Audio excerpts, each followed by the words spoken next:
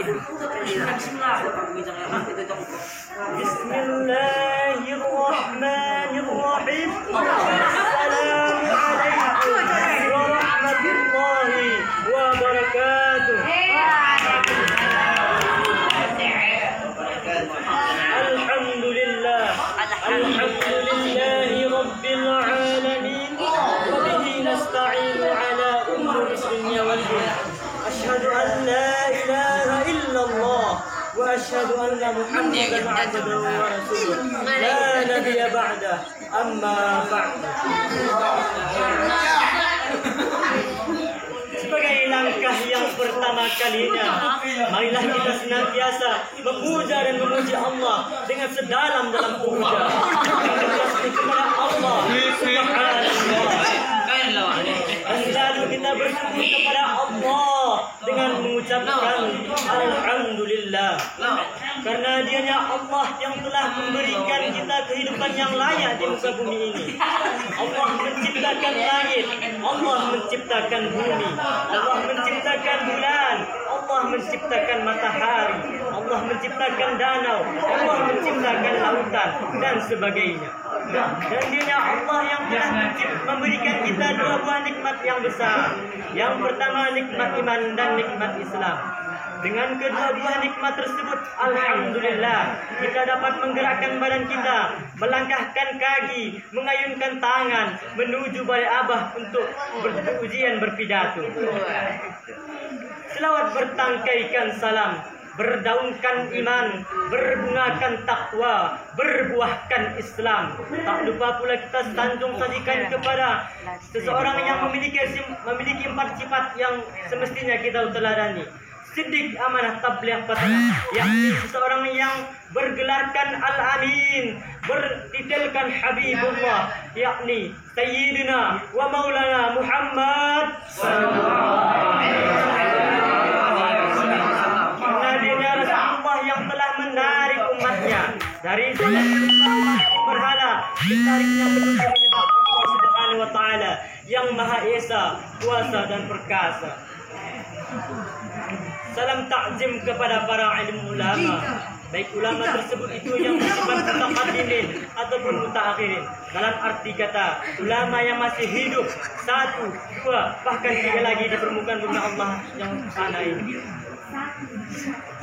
Yang kami muliakan Al-Mukarram Syekhul Kiram wal Muhtaram Abah Ma'lumi selaku pimpinan pondok pesantren yang kita cintai, yang kita hormati bersama ustadz-ustadz dan para ustazah yang telah relanya mengajar kita dari pagi hingga siang dan seterusnya tanpa mengenal yang namanya lelah. Dan terima kasih kepada MC moderator tadi yang telah memanggil nama baik saya guna dan tujuan untuk melontarkan satu buah mata acara yang saya beri judul Siksa bagi Orang yang Pencuri. Kaum muslimin rahimakumullah. Di dalam dunia ini dimanapun kita berada, tetap mencuri tersebut itu tidak diperbolehkan, karena perbuatan mencuri tersebut ialah hal yang dilarang oleh Allah Subhanahu wa taala. Dan mencuri ialah mengambil hak seseorang tanpa meminta izin. Ada yang merampok, ada yang mencuri, ada yang merampas, bahkan ada yang menodong orang lain. Kemudian harta tersebut itu kita nafkahkan kepada anak dan istri kita, dan harta dari darah daging kita, maka keluarlah hadis ayyuna bata minal haram fannaru aula bih. Mana-mana daging kami yang lebih besar daripada yang haram, maka neraka yang berhak membakarnya.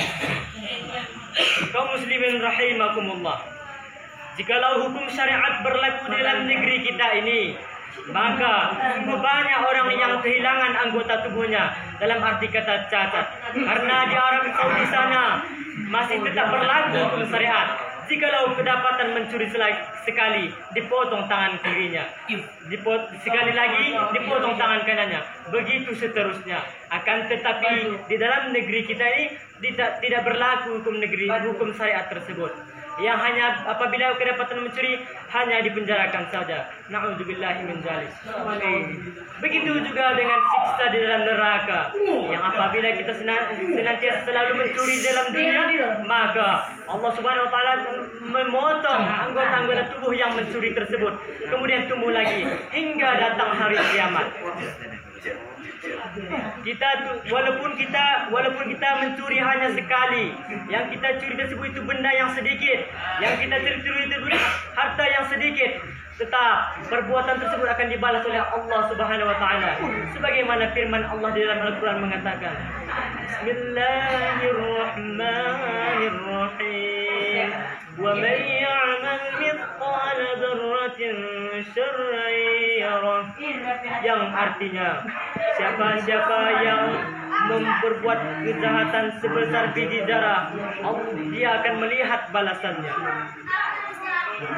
Kita besar dengan benda yang sedikit, dengan harta haram yang sedikit, pandang lebih neraka yang berat membakarnya. Oleh karena itu, mestilah kita meninggalkan perbuatan mencuri tersebut. Sebagaimana firman Allah dalam Al-Quran, Ala bidzikrillah tatma'innal qulub. Hanya ketahui olehmu, hanya dengan mengingat-ingat Allah hatimu menjadi tentram. Jikalau kita hayati firman di atas, yang apabila kita selalu mengingat-ingat Allah, selalu menyebut-nyebut nama Allah, insya Allah hati kita akan menjadi tentram dan tak berpikir untuk memperbuat perbuatan tersebut. Jikalau kita ingin berkehendak memperbuatan kemaksiatan tersebut, maka bizikrillah, sebut-sebut Allah, ingat-ingat Allah, insya Allah hati kita akan terhenti untuk memperbuat kemaksiatan tersebut. Mungkin cukup sekelina yang dapat saya sampaikan. Lebih dan kurang saya mohon maaf. Sebelum itu saya akan membawakan satu buah pantun. Makan ceri di waktu malam. Keringat lelah itu biasa. Perbuatan mencuri itu hasilnya haram. Dengan mengingat Allah meninggalkannya. Assalamualaikum warahmatullahi wabarakatuh.